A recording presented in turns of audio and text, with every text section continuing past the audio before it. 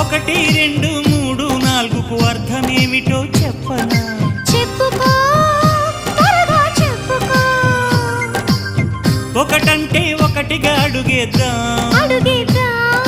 రెండంటే రెండు గుండెలను ముడిపెడదాం, మూడంటే మూడు ముళ్ళేసి ఆ తర్వాత నాలుగు కాలాల పాటు కలిసుందాం.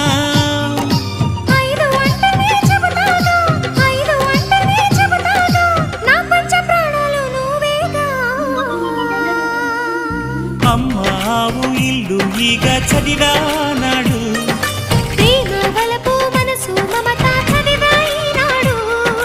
ఇంకా ఏదో చదవాలంటూ పెదవి కోరుతోంది.